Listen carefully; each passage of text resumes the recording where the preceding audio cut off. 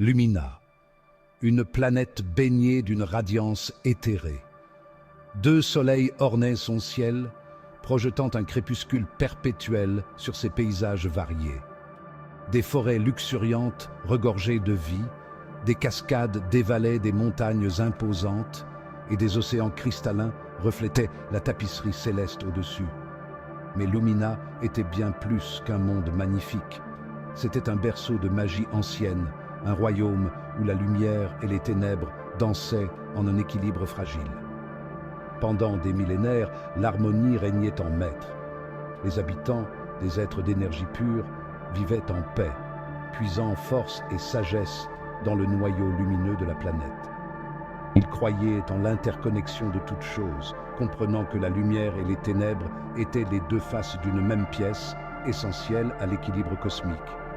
Mais cette ère de tranquillité n'était pas destinée à durer. Un malaise insidieux commença à poindre dans le cœur de certains.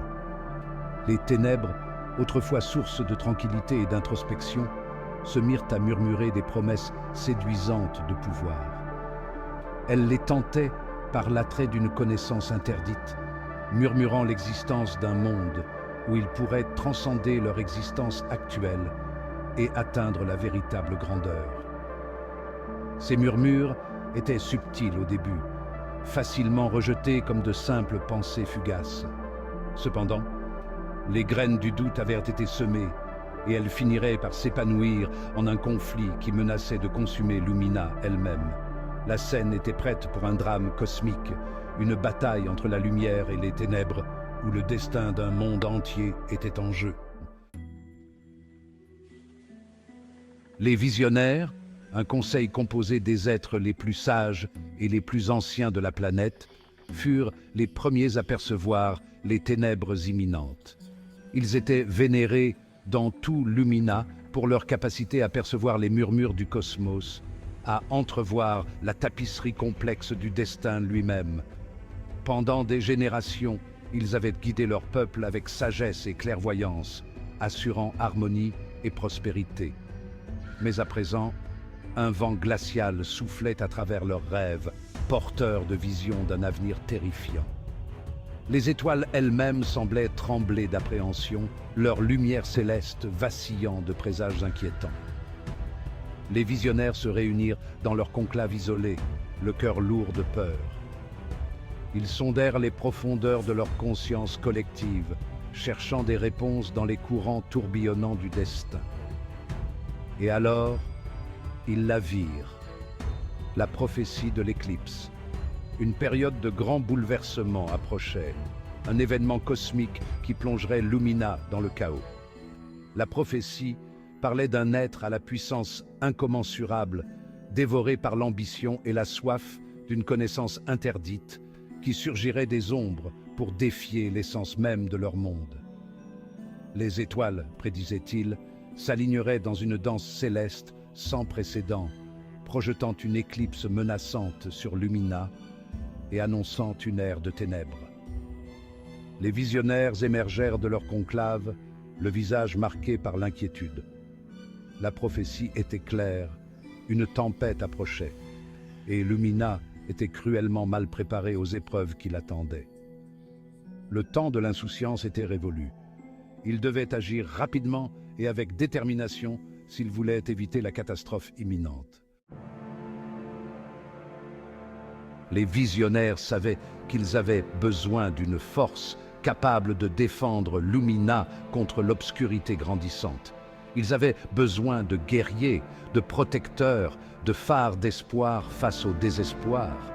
C'est ainsi qu'ils se tournèrent vers les âmes les plus radieuses parmi eux, leur insufflant une fraction de leur propre pouvoir cosmique. Ce furent les Orilles, les gardiens choisis de Lumina. La transformation fut ardue, un test de force physique et spirituelle. Les élus furent soumis à des épreuves exténuantes, leur détermination mise à l'épreuve à chaque instant. Mais ils persévéraient, leurs esprits trempés dans le feu du sacrifice et du devoir. Ils émergèrent de leurs épreuves, changés à jamais, leur corps rayonnant désormais d'une lumière surnaturelle, leurs yeux brûlants de la résolution inébranlable de ceux qui avaient plongé leur regard dans l'abysse et en étaient sortis triomphants. Les Oris étaient bien plus que de simples guerriers. Ils étaient les incarnations vivantes de la lumière de Lumina, leur existence même étant un témoignage de l'espoir persistant de la planète. Ils s'entraînaient sans relâche, maîtrisant l'art du combat, perfectionnant leurs compétences avec un zèle presque fanatique. Ils savaient que le destin de leur monde reposait sur leurs épaules, et ils ne faibliraient pas.